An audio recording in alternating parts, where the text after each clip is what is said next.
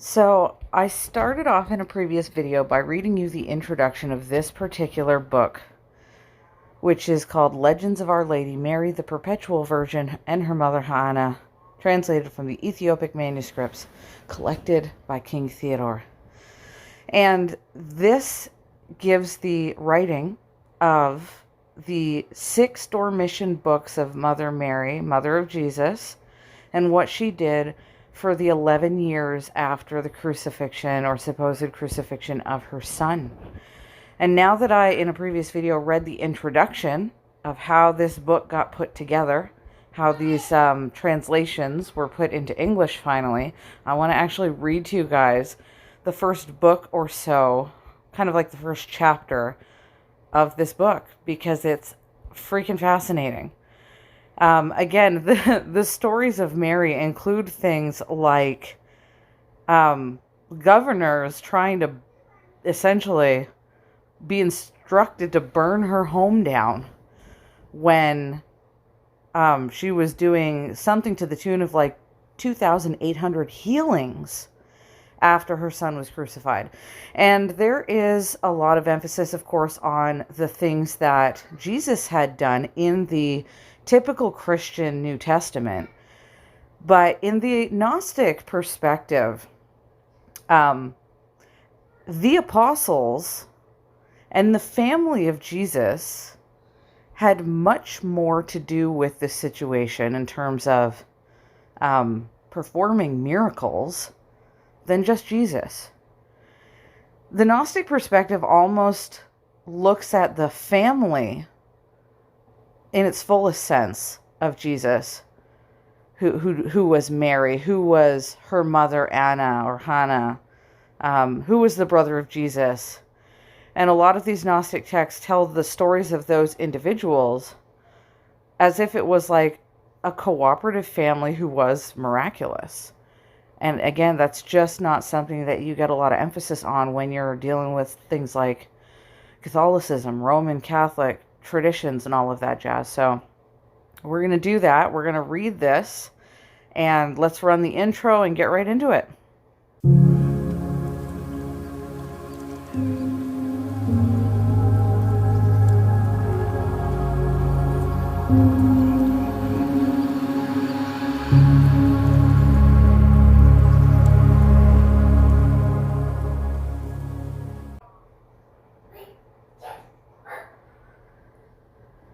Just as a reminder, before we get into this, let's just reread the preface here a little bit, just like the first couple of paragraphs, so that you understand what we're about to read.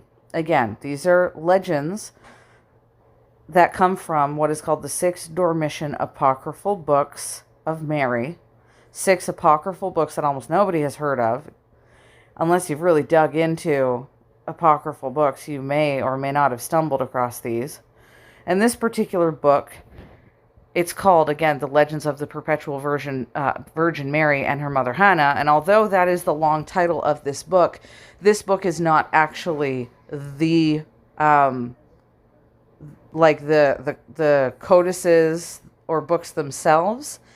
It is a person who has translated, was instructed by a woman named Lady Mew back in the 1800s to translate those legends into this one book. Okay, so this is an actual, it's a book, but it's put together like a book rather than, for instance, if you were to look at, say, the book that's called the Gnostic Gospel, that is just translation after translation after translation. But the way this is put together is, again, more like an actual book.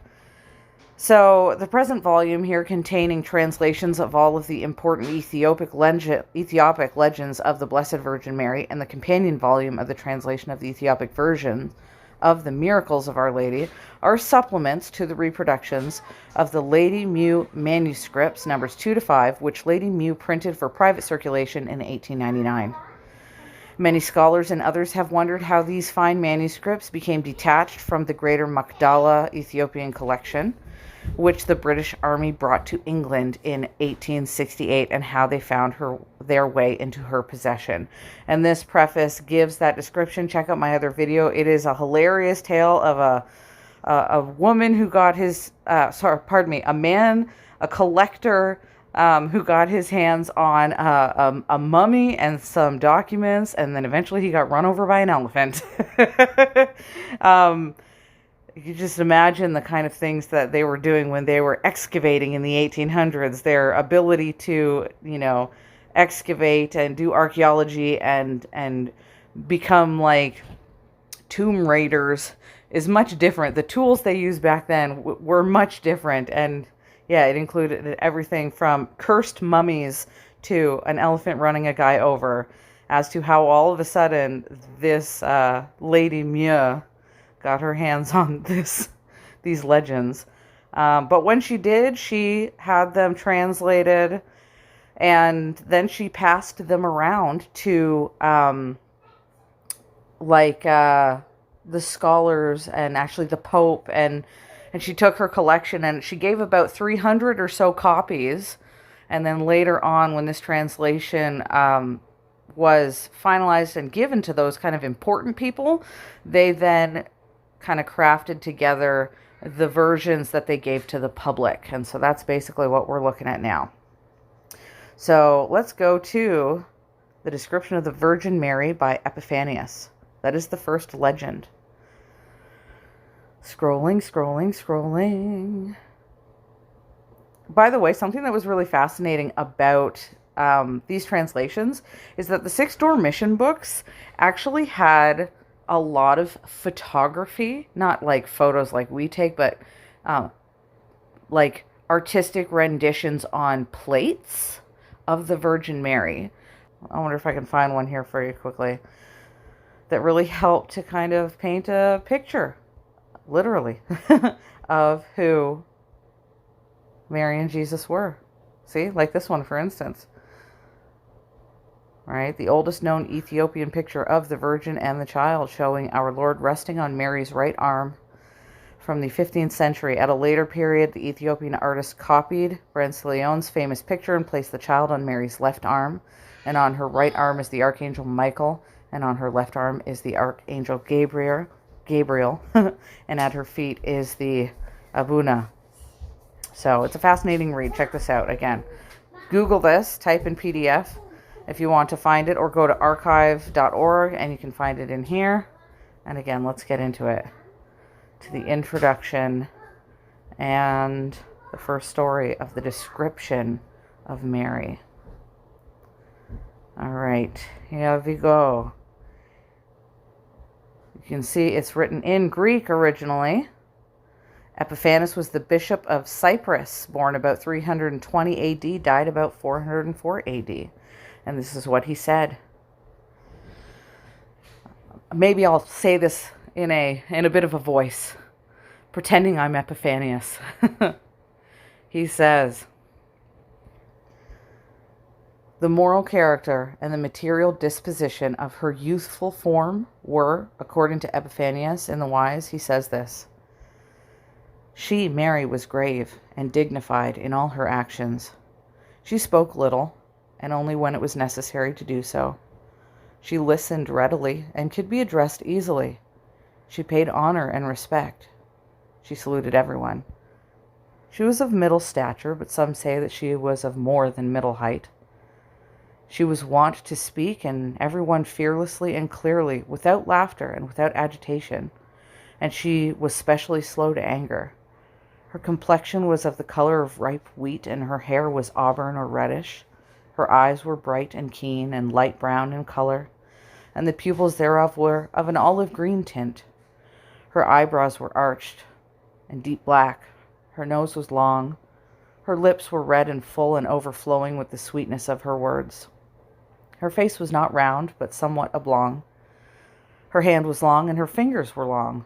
She was wholly free from all ostentatious pride, and she was simple, unpretentious, and inclined to excessive humility. She wore garments of natural colors, undyed homespun, and was content with them, a fact which even now proved by her holy headcloth. And to sum up, she was filled with divine grace in all of her ways. That was literally what a person from the 1400s the 4th century described Mary's disposition. We often look for the idea of whether what we see Mary looking like is accurate. We wonder if the pictures of Jesus are accurate. Notice in Epiphanius' description, she's brown-eyed with a bit of a tint of olive green. Has a bit of red hair color. It kind of gives the energy. I know a lot of people don't catch on to this, but kind of a bit of the energy of what the appearance would have been of the Oracle of Delphi. They were typically described as having like a reddish hair. There's very interesting videos I should make on this family tradition and family lineage of red-haired folks, but I'll get into that in another video. Now let's look at the next legend, the worship of the Virgin Mary in Egypt and Ethiopia.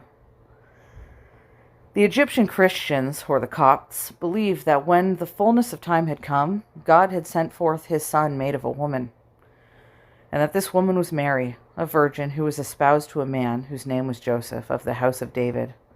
Before husband and wife came together, the angel Gabriel was sent from God to Nazareth, and he came in unto her and said, Hail, highly favored, the Lord is with thee. Blessed art thou amongst women. And the angel said unto her, Fear not, Mary, for thou hast found favor with God. And behold, thou shalt conceive in thy womb and bring forth a son, and shalt call his name Jesus. Remember, this is translated from Greek, so that's why it's using the words Jesus. I know some people are preferential to like Yeshua or Yehoshua. Again, that's for another video. But because this is a translation from Greek, they shall call his name Jesus.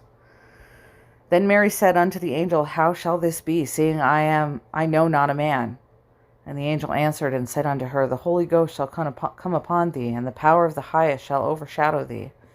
Therefore also that holy thing which shall be born of thee shall be called the Son of God.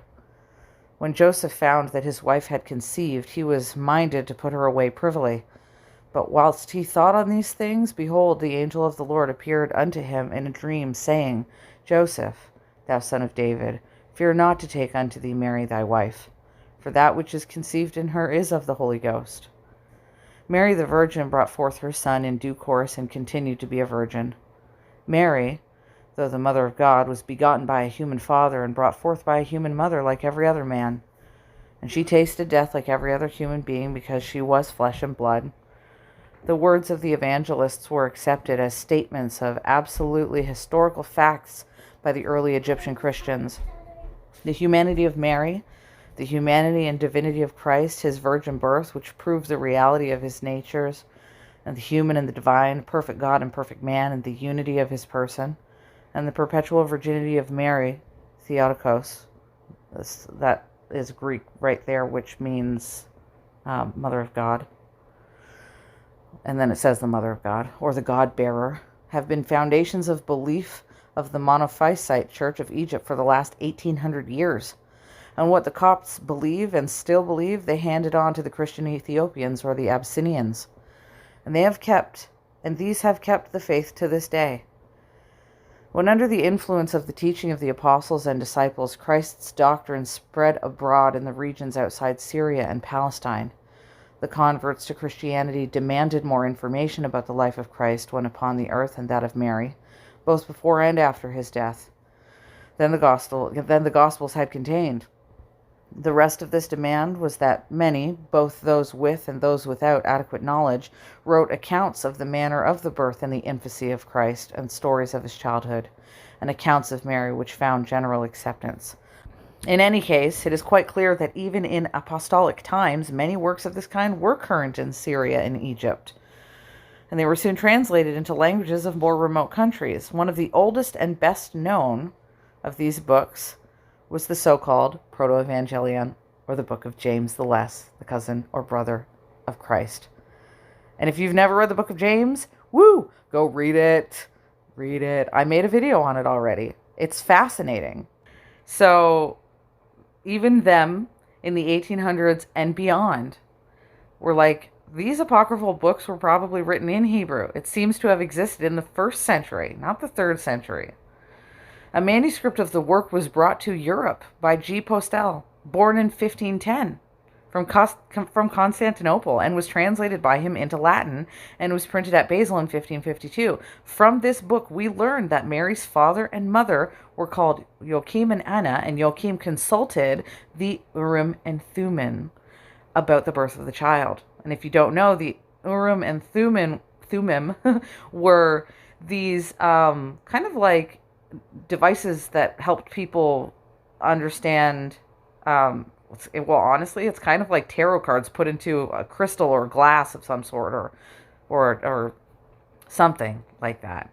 I can't remember what it was. Was it glasses or was it crystal or something? In either sense, these objects, you would ask a question from God and God would answer a yes or a no. That's why I say it's kind of like tarot cards or any kind of geomancy. You would ask a question, yes or no, and this Urim and Thummim would give the yes or no answer, and then entire priesthoods would take the instruction of these devices.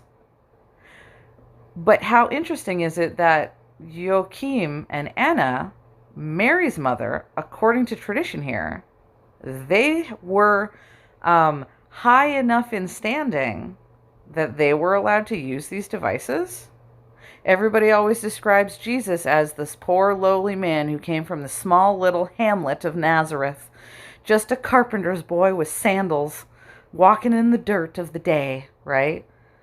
And then you start to put pieces together and you're like, huh, if he's from the lineage of David, could he have been that poor? If he, was blessed with oil and they had anointing oil, which is expensive for the day, could he have been this poor, lowly man? When you start to kind of, revisit those ideas, you look into it a little bit more and you're like, something's not making sense. And so when these translated books were, as it says here, printed, no, the lineage of not just Joseph being of David was important, but there's something fancy going on with Mary's family. So Joachim and Anna consulted the Urim and Thummim about the birth of the child, Mary. Remember, this is Mary's parents, whom the angel told him his barren wife should bear to him. And it describes that the birth of Mary, the flight of Elizabeth to the mountains, and the murder of Zechariah in those particular translations. Versions and extracts of this work exist in Syriac, Coptic, Arabic, and Ethiopic, well before it was Latinized. Another ancient work of this kind is the Gospel of the Birth of Mary. Hey, there's something we can Google, right? Which was attributed to St. Matthew and was regarded as genuine and authentic by many early Christian sects. In the 3rd chapter, it is stated that the angel told Joachim that God had shut up the womb of Anna, his wife, or in Hebrew, Hannah, so that he might open it in a more wonderful manner, and that which should be born of her would not be by the product of human lust, but by the gift of God. Hence, in later times, many Christians asserted that Mary was born of a virgin also, just as Christ was born of a virgin. Kind of running down the family line here. The Ethiopians have turned the history of Hannah into a service book for the 7 days of the week. And in this, it is said, a dove entered her body, and then that she conceived Mary 30 days later.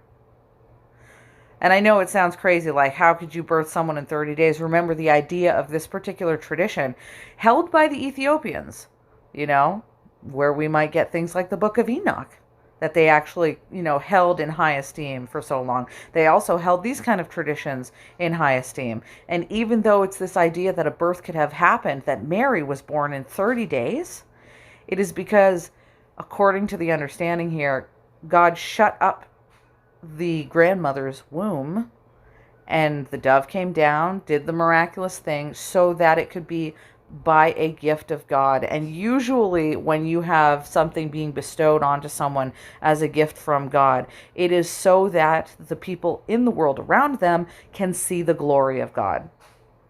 By us as regular folk or Gentiles seeing a miracle that's that crazy, 30 days later somebody being born, it catches attention. And I say that in a way, when I say the words, it catches attention, I mean that God uses outward miracles to catch people's attention, because he's trying to, according to many traditions, like look at Pentecost. The stories of Pentecost are the same way. The Holy Ghost fills up the whole room so that the Gentiles and the unbelievers and all of them can see a whole room with wind going about it. Or when Jesus was baptized, the dove descended down and a voice came out from the sky. It's very outward miracles. There are certain people, when they deal with God, like for instance Paul, they would hear almost like the Spirit of God, it was called. And actually, if you look into the translations, the words Spirit of God and the words Holy Spirit sometimes are translated differently. There's the Spirit of God that can talk to you from within. That's usually people who already believe, they already have faith. But the people who don't have faith, and that makes sense, people sometimes who don't believe something, they need something from the outside. If I have a best friend and I don't believe what they're saying, I'm going to say to that person, hey, give me some damn proof. Give me something outside so that I can see it. Whereas other people who already have faith, they just believe it from within. They don't need this big demonstration. And so in this tradition, my point is that it appears that they used Mary and her birth, if this is a true story, if there was really a miracle that happened, that she was progenerated, her developmental birthing process took place in a, pardon my French here, but a fucking month. That would be wild. That would certainly catch attention. Now, I know that these are legends and mythology. But, you know, if Jesus was walking around breaking bread and breaking fish and you know, or multiplying it, you know what I mean? And miracles were happening in front of people where a person was sick for 12 years with a blood disorder, or a man who couldn't walk was suddenly healed. And these kind of miracles are happening.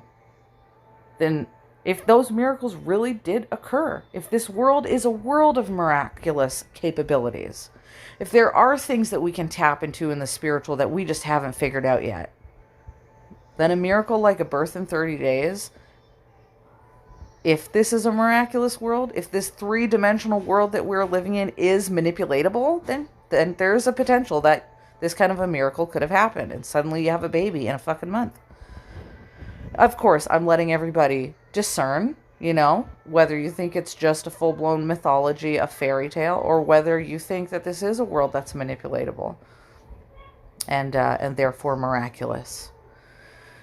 So a complete translation of the Ethiopic text will be found on page 53 in this book, and a large portion of this gospel is repeated in the Proto-Evangelion of what we heard of earlier of James. I believe in the Proto-Evangelion of James, they discuss a lot of Mary. A much longer work dealing with the descent of Mary and the infancy of Christ, which is attributed to St. Matthew and believed to have been written in Hebrew, was translated into Latin by St. Jerome, who called it Liber de ortu bete Maria et infantia salvatoris. I don't know if I said that right, but I gave it a shot. It was received by the Gnostics in the 2nd century and is quoted by Epiphanius. It was translated, a lot of these stories of Mary, the point is, were translated into Latin by St. Jerome. We've got the Infancy Gospel of Christ. We've got the books on the descent of Mary. And it continues on to say, and later the Christian fathers like Eusebius and Athanasius and Chrysostom, if I said that right, had regarded it as authentic and genuine. That is to say, actually written by St. Matthew. Okay? Whereas modern scholars were like, no, a lot of these books were not written by the apostles. These guys are like, no, I think they were. And I personally do too. This book is full of marvelous stories about Mary and the child, and many of these have found their ways into the writings of the fathers of Syrian and Coptic and Ethiopian churches. According to one legend, the Holy Family were carried, check this out, carried swiftly into Egypt from Jerusalem upon a cloud of light. But according to another, they traveled thither by caravan and suffered greatly on the road. At one place they took shelter in a cave for the night, and they found it full of dragons and were horribly afraid. But Jesus came down from his mother's bosom and walked boldly up to the dragons, which at once fell down and worshipped him. In the desert, the lions worshipped Jesus and went before him to show Joseph the way to Egypt.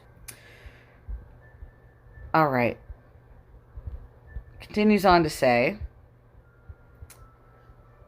at the command of Jesus, there were some palm trees or some palms that bent down on their heads so that Mary might gather the dates growing on them. And a branch of one of the palms was taken to paradise and planted there, and is still growing there to this day. Jesus had shortened the way to Egypt in a miraculous manner, and the Holy Family traveled in one day over a distance that usually required 30 to traverse. When they came to Hermopolis, they found 365 idols in the temple there, and as Jesus came to the temple, all of these fell down and broke into pieces. Mary worked miraculous cures by means of her son's swaddling bands, and lepers were healed by bathing in the water in which they had been washed. On the road to Memphis, Mary met two thieves, Titus and Dumachus, who 30 years later were crucified with Christ. According to the Gospel of the Infancy, the Holy Family remained in Egypt for 3 years, and they saw Pharaoh. When they returned to Bethlehem, Mary worked many miracles, and Jesus began to cast out devils. He also made figures of birds which could fly and animals which could walk, and he dyed garments different colors by casting them into fire. When Joseph made doors too narrow or boxes too small, Jesus would widen the former and enlarge the latter. At school, the master went to whip Jesus, but his hand withered and he died. All these and many other stories of the same kind found their way into the legendary literature of Mary and Jesus during the first 4 centuries, when Gelasius issued his decree for the destruction of books dealing with these subjects. The numbers must have been very considerable. And there goes one of the answers as to why these books seem to go through a process of just freaking disappearing. And also why so many books were found hidden in caves. Orders and decrees were put out to get rid of these things. Remember, they considered this Gnosticism as heretical. Even though people generally considered a lot of these books as actually being attributed to people like St. Matthew, the Roman Catholic Church, their bishops and their popes, started issuing the decrees for the destruction of these very books because they did not match up with the Roman Catholic concept. The older apocryphal Gospels attributed to Mary the power to work miracles nearly as marvelous as those worked by her son during his infancy and boyhood, and throughout them it was tacitly assumed that her influence over him was very great, and that he granted all her requests. The natural result of this assumption was that little by little, men magnified the power of Mary, and in their private prayers, at least, appealed to her in their difficulties, and besought her to intercede with her son on their behalf. At the same time, their interest in her history grew steadily, and stories of her birth and childhood, and of her life in the temple and after the death of Christ were in great demand. Every tradition of her was carefully preserved, and every detail was regarded as a piece of precious information worthy to be written down for the perusal of the faithful. The authorities of the church prepared narratives of her life, which they declared they had received from Mary herself, who appeared to them in answer to their urgent petitions. The substance of such narratives were derived chiefly from the apocryphal Gospels mentioned above. Thus we have on one narrative attributed to Theophilus, Patriarch of Alexandria, and another to Timothy, another Patriarch of Alexandria, an account of her death, which was believed to have been written even by St. John, and a short story of how the manuscript of it was discovered. These were regarded as authentic and genuine and treasured accordingly. This is basically to say the Catholic Church and its early bishops slowly and steadily began to accumulate this idea of the veneration that should be put forward towards Mary. And if you've ever gone into a Catholic church, you kind of see it. Hail Mary, full of grace. The Assumption of Mary feast. These rituals dedicated to Mary. Not as much in the Bible about Mary as there is about Jesus, of course. And so where did they get all this information from? Why is Mary so venerated in Roman Catholic traditions, or even the Orthodox Church, who definitely still venerates Mary? And the answer is, as it's set up here, the church declared they received these messages from Mary herself, But the substance of these narratives was derived from the apocryphal Gospels. That is to say that according to this translation, the church snagged the Gnostic Gospels, put them into their understanding, and then started ordering decrees to burn the books. Drum roll, please. Because you can smell that when you look at the dealings of the Catholic Church and how they dealt with the Gnostics. And the way that even to this day it's always, Gnostics is heretical. It's heretical. You're a heresy. Even the people who study apocryphal books are called heresiologists. You know? It's just fascinating. Okay, so many of the fathers wrote homilies upon Mary, and the short extracts from some of them given below illustrate the manner in which her life was treated by them. Of her life in the temple, Cyril of Jerusalem says this. Now this is cool. They, Joachim and Anna, Mary's parents, were in the habit of visiting their daughter once each month when they carried to her whatsoever things she had of need. And their little virgin daughter ministered in the temple with the other women who were aged virgins, and they taught her to work with her hands. And when she had become somewhat a master of herself, she used to go alone into the court of the temple, but no man whatsoever saw her, with the exception of the priest and her father.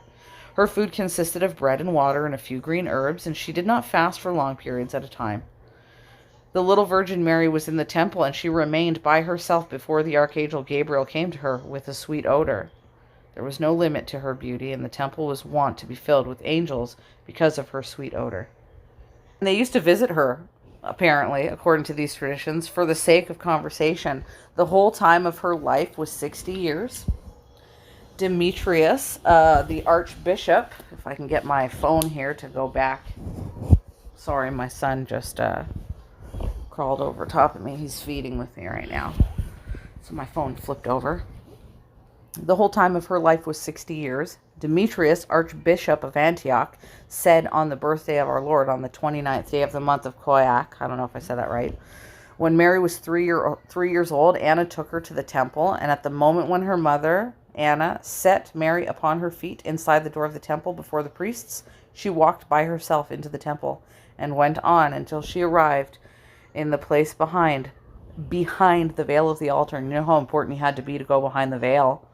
That was an entire Jewish tradition in and of itself. Only certain people were allowed behind there. Whereupon were offered up the sacrifices of the Lord. And when she had gone in, she did not turn back to come out again. Neither did one thought of her parents rise up in her heart, nor any thought of any earthly thing. And when she had been grown, and she was 8 or 10 years old, she became a type to the priests, and they were afraid to meet her, for her whole body was that pure. Her heart was firm in the Lord. And again, this is why it always said Mary found favor in the Lord, or favor from the Lord. She was humble. She was peaceful. As we saw in the letters from Epiphanius, she was slow to anger. There is a tradition that we're going to read later on in these 6 Dormition apocryphal books. When the governor tried to burn her house down, and then the governor's son was sick, he brought the son to go be healed by Mary, and Mary wasn't even angry at him and all of the people who tried to burn her house down. Nope, she healed him, because in that kindness in and of itself, she was that good, man. That kindness in and of itself was enough to make an impact on this kind of person of authority and his son. You know, they always say in Corinthians, love or charity is patient, love is kind, right? I say charity because the original Old English translation is the word charity, not the word love. But love is patient, love is kind. And then again, it says later on, if there's anything that you do out of all the spiritual gifts, choose love. Mary was like the queen of that. She nailed that. And so she found favor. Her heart was firm in the Lord. She was pure in her body and in her soul. She never put her face outside of the doors of the temple. She never looked at a strange man. She never moved herself to gaze upon the face of a young man. She lived in chastity and in service of God and in the ordered service of the temple. Her apparel was dainty. Her tunic came down over her seal, and her headcloth came down over her eyes. She wore a girdle around her tunic, and her tunic was never soiled or torn. She never put eye paint on her eyes. She did not lay crocus flower unguents on her cheeks. She did not put slippers on her feet as ornaments. She wore neither armlets, nor bracelets, nor trinkets, nor jewelry on her arms and hands. She never craved for much food. Neither did she ever walk in and about the marketplace of her city. She never lusted for the works of this world. She never stripped herself naked. She never washed in the public bath. She never examined with careful attention the members of her own body. After Joseph had taken her to his house, she went into her own room and took up her abode therein. She never came down the stairs except on the day when she departed to Turin, and also on the day wherein Joseph took her to Bethlehem to register his own name and the names of herself and her child.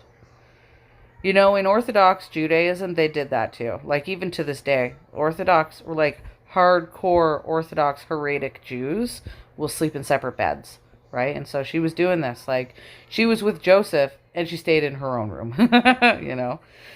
And she sat in his house, and she worked at weaving purple into the veil of the temple. Ooh, isn't that crazy? She was actually in charge. That's wild. She was in charge of actually weaving the veil, according to this legend. According to the rule concerning virgins, she never saw any man whatsoever, but the angels came and ministered unto her. And they passed the whole day standing before her in the form of young doves. And they gave her courage, and they comforted her.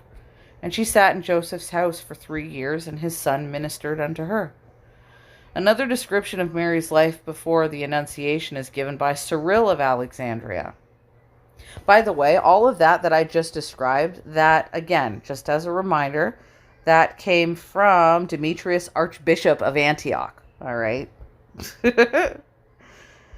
So Cyril of Alexandria who says, the woman in his congregation, come all ye women who desire virginity, emulate the example of Mary, the mother of thy Lord.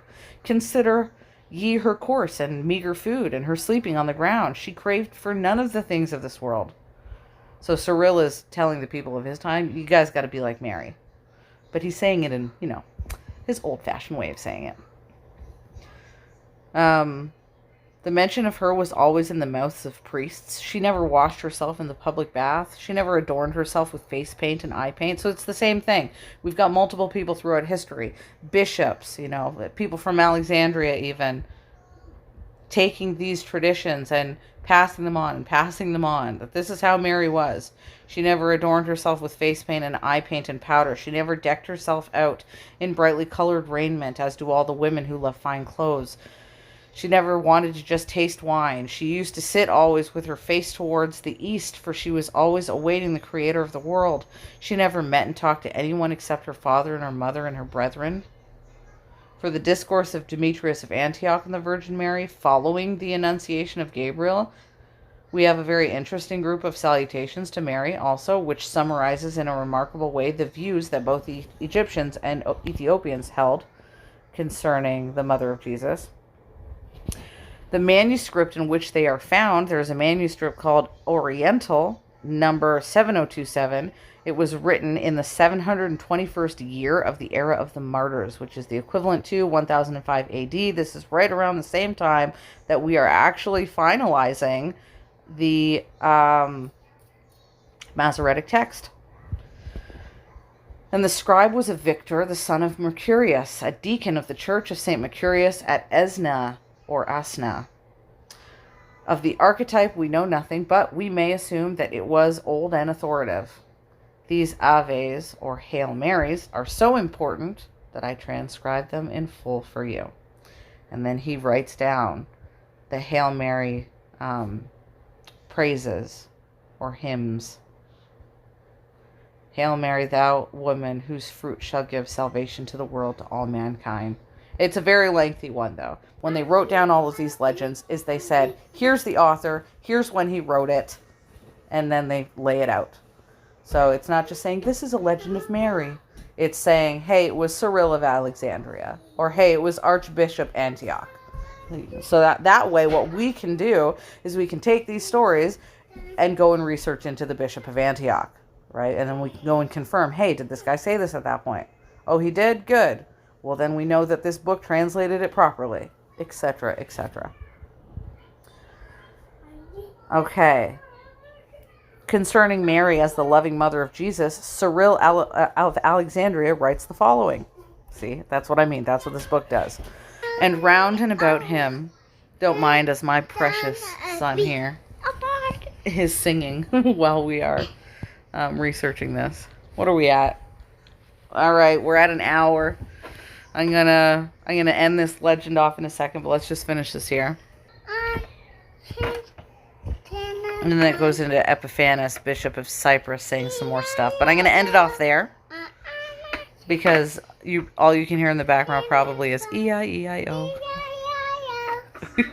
Or my baby.